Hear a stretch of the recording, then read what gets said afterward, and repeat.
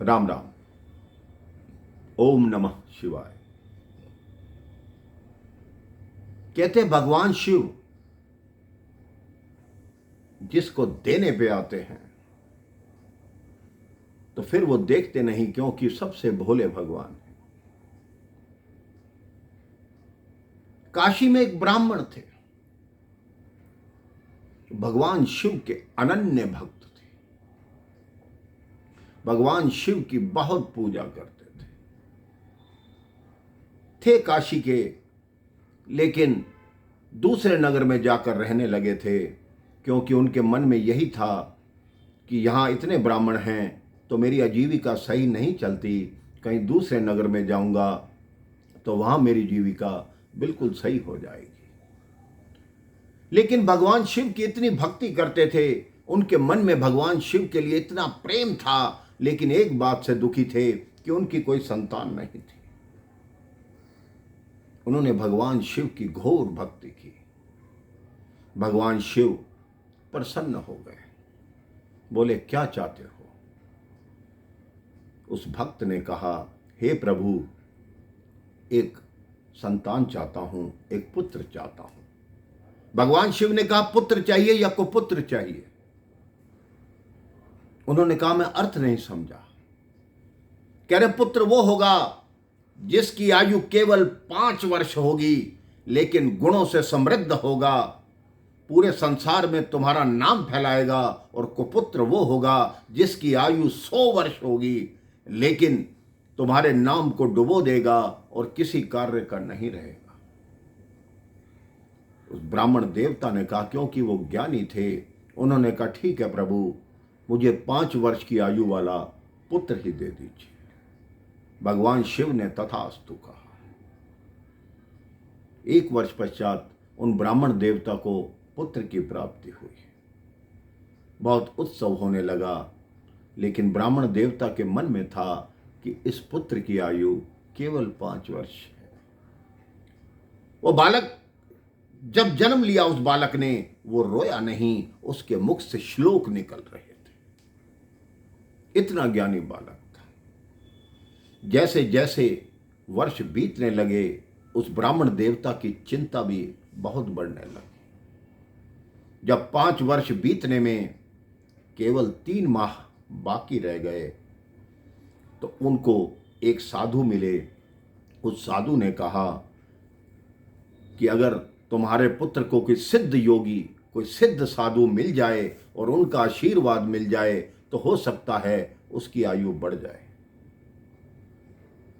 उस ब्राह्मण देवता ने अपने पुत्र को उसके मामा के साथ काशी नगरी में भेज दिया कि जाओ पुत्र, रास्ते में जो भी साधु मिले उनको दंडवत प्रणाम करना, उनसे आशीर्वाद लेना। ना जाने कौन सा साधु सिद्ध हो जिसके आशीर्वाद से तुम्हें ये फल मिल जाए। उसके मामा को सारी बात बता दी, समझा दी। अब मार्ग में जो भी साधु मिलता, वो बालक उनको दंडवत प्रणाम करता, सब आशीर्वाद देते, चिरंजीवी रहो।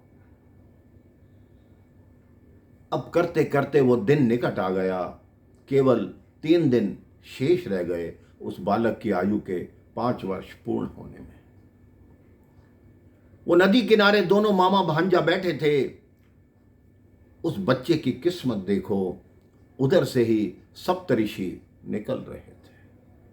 उस बच्चे ने सप्तऋषियों को दंडवत प्रणाम किया। उन सप्तऋषियों ने कहा, चिरंजीवी रहो। जब आशीर्वाद दे चुके, तब उसके मामा ने बताया कि इस बच्चे की आयु में तो केवल 3 दिन शेष हैं और आपने चिरंजीवी होने का आशीर्वाद दे दिया। अब सप्तऋषि उलझन में पड़ गए। कहते भगवान शिव ने आयु दी है और हमने चिरंजीवी होने का वरदान दे दिया, अब क्या किया जाए? वो उस बालक को लेकर ब्रह्मा जी के पास गए। ब्रह्मा जी के पास गए, उन सप्तऋषियों ने ब्रह्मा जी को प्रणाम किया, उस बालक ने भी ब्रह्मा जी को प्रणाम किया। ब्रह्मा जी ने कहा, चिरंजीवी रहो। सप्तऋषि प्रसन्न हो गए कि हमारी बाधा दूर, अब ब्रह्मा जी संभालें। अब उन्होंने चिरंजीवी होने का वरदान दे दिया। अब उन्होंने वही बात ब्रह्मा जी को बताई कि इस बालक की आयु के अब केवल 2 दिन ही शेष हैं और आपने चिरंजीवी होने का वरदान दे दिया। अब ब्रह्मा जी उलझन में पड़ गए कि अब क्या करूं। उन्होंने कहा इसका एक ही उपाय है। उन्होंने कहा क्या? उन्होंने कहा कल प्रातः हम कैलाश चलेंगे। सप्तऋषि ब्रह्मा जी और वो बालक कैलाश पर पहुंच गए। सब ने जाकर भगवान शिव को प्रणाम किया, उस बालक ने भी प्रणाम किया। भगवान शिव ने भी कहा चिरंजीवी रहो। ब्रह्मा जी भी प्रसन्न हो गए, सप्तऋषि प्रसन्न हो गए कि अब तो भगवान शिव ने कह दिया, अब तो ये बालक चिरंजीवी रहेगा। वो दिन आ गया मेरे भाई बहन, जिस दिन उस बालक के आयु के 5 वर्ष पूर्ण हो रहे थे। वो बालक शिवलिंग के निकट बैठा ओम नमः शिवाय, ओम नमः शिवाय, ओम नमः शिवाय का जाप कर रहा था। यमराज आए, अपना फंदा डालने लगे। बालक ने शिवलिंग को गले से लगा लिया। जैसे ही यमराज का फंदा उनके निकट पहुंचा, तुरंत भगवान शिव प्रकट हो गए कि अगर तुम काल हो तो मैं महाकाल हूं, मैं इस बालक को अमर करता हूं। तुम मेरे भक्त को मेरे जो सीने से लगा हुआ है उसे कैसे ले जा सकते हो? जाओ यहां से, इस बालक को मैंने अमर किया। मेरे भाई बहन, उस बालक का नाम था ऋषि मार्कंडे, जो आज तक भी बताते हैं कि अमर हैं। जिसने भगवान पर श्रद्धा रखी, सच्चा विश्वास रखा, उसका भगवान ने कैसा बेड़ा पार किया, उनका नाम आज तक प्रसिद्ध है। इसलिए आप अपने मन में भगवान पर सच्चा विश्वास रखिए, कभी भी आपकी डूबती हुई नैया को भी भगवान पार कर सकते हैं। राम राम, ओम नमः शिवाय।